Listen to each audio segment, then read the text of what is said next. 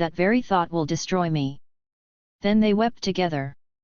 6 months after Wang left to take up his post, his wife died, and her coffin was placed in a temple. 2 years later, Wang was dismissed from his post for having taken a bribe, and had to pay a large fine in silver, till he was finally bankrupted and couldn't pay any more, so his followers fled from him. About that time, an epidemic broke out and Wang, having contracted the disease, also died. There was only one old woman left to look after Xi. Soon, the old woman also died. Xi's suffering increased, now that she was entirely alone. There was an elderly neighbor woman who advised her to marry, but Xi replied, "I will marry whomever is willing to bury my parents for me." The old lady was sympathetic to her, and left her a large measure of rice before departing. Half a month later, she returned and said, "I'm doing my best to help you, but the business is difficult to handle. The poor men can't help you bury your parents, and the rich men complain that you come from a bankrupted family. What a problem! However, I have a plan for you now, but I worry that you won't accept it." "What is it?" asked Xi. "Around here," the old lady told her, "there's a Master Li, who's hoping to find himself a concubine. Once he sees your looks, he'll offer you what you need for a full funeral, and certainly won't stint on it."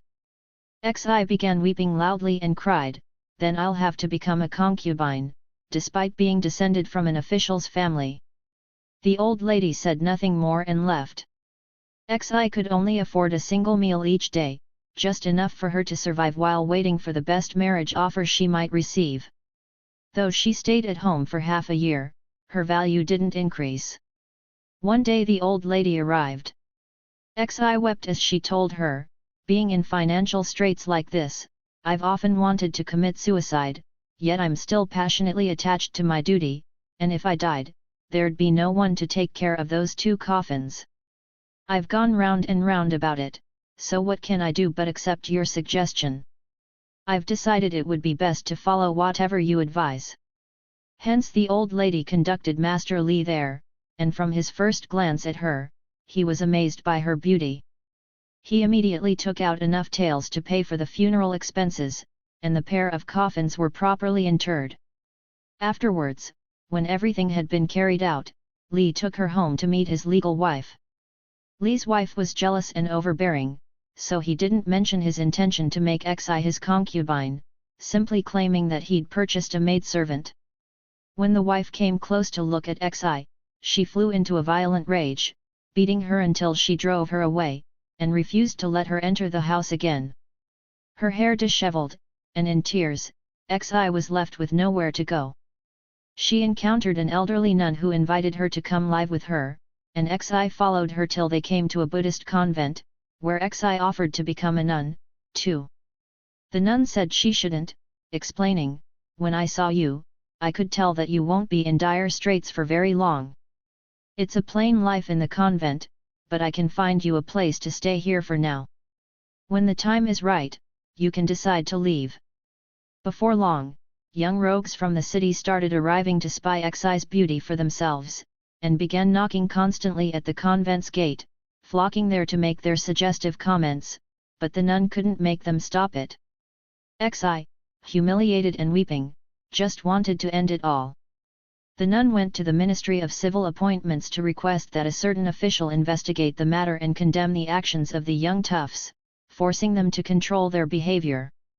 Afterwards, somebody made a hole in a wall of the convent one evening, and the nun gave a warning cry, so the perpetrator ran off. Hence she returned to the Ministry of Civil Appointments, and when they arrested the principal culprits, delivering them to the prefectural headquarters to be flogged, Xi gradually began to feel safer. Another year had gone by, when a wealthy official passing by the convent spotted Xi, and was stunned by her beauty, so he rushed into the convent, eagerly asked the nun to introduce him to her, and after that offered to make a substantial donation. Xi's nun protector declined it softly, declaring, "She's from a government official's family, and not about to become someone's concubine. Please return to your home for now. If she changes her mind later, I shall notify you." As soon as he'd gone, Xi wanted to take poison and die. That evening she dreamt that her father came to her, chiding himself by saying, "It's because I didn't listen to you that you've been brought to the present situation. It's too late for me to regret it now. However, if you'll just wait a little while and not kill yourself, your long-cherished wish will still come to pass." Xi found this most strange. The next day, when she'd finished washing, the nun visited her and remarked in surprise, "Just looking upon your face, I can tell that all the impurities have disappeared from it, and you won't need to worry about your bad days anymore. Your good fortune is on its way, so don't forget about me." As soon as she finished speaking, they heard the sound of a knocking at the gate. Xi turned pale, expecting it had to be a servant from the rich official's household. When the nun opened the gate, sure enough, it was the servant Xi had anticipated. He immediately inquired about their plans. With pleasant words, the nun delivered a welcome, then requested that they wait for 3 more days. The servant brought the message from his master that if it appeared the business would come to nothing, the nun should come to face him and take the responsibility for it herself. The nun responded with courtesy and respect, offering her thanks before dismissing the servant. Xi became despondent, and once again wanted to kill herself. The nun, however, stopped her from doing so. Xi worried about how they could respond to the official once the 3 days had passed. The nun told her, "I'm still here, and I'll be the first one to die at their hands." The next day, late in the afternoon, there was a torrential rain that overturned basins with its force, and suddenly they heard several persons knocking at the gate, making a huge racket. Xi had expected there might be some disturbance, but she was so frightened and nervous that she had no idea what to do. The nun braved the rain to open and close the gate, and they saw that there was a sedan chair parked outside. Several servants lifted a beautiful woman out of it, the servants responding to her respectfully and with great deference, the way officials are treated. Surprised, the nun asked who they were, and they replied, "We're with official Li's family, just trying to get out of the storm for a bit." The lady was conducted into the convent's hall, where she was directed to one of the beds there, and sat on it in dignified silence. The lady's servants crowded quickly into the convent, each of them looking for some place to rest. When they entered the meditation room and saw Xi, they thought her very lovely and ran to tell their lady. Not long after this, the rain stopped, and the lady got up, asking if she might take a look at the meditation room. When the nun led her there and she saw Xi, she thought her stunningly beautiful and stared at her without blinking. Xi also looked back at her for a good long while. The lady was King Mei. Each of them cried out, weeping, and they told each other what they'd been doing these years. Zhang's father had succumbed to an illness, and Zhang had resumed his official duties before the mourning period for his father was over, conferring as liaison with the official in charge of a particular jurisdiction. Zhang first respectfully accompanied his mother to his new appointment, and afterwards followed along with the rest of his family and dependents. Xi sighed and exclaimed, "Today, looking into each other's eyes, it was like heaven and earth had been reconnected." King Mei smiled and said, "It's a good thing that you experienced misfortune and didn't marry someone else, for heaven must have wanted the two of us to be reunited. If I hadn't been forced by the rain to stop, how could we have had the chance to meet like this? Higher powers have provided us with this opportunity, not human efforts." Then she picked out a pearl-studded cap and a brocade coat, and gave them to Xi to wear.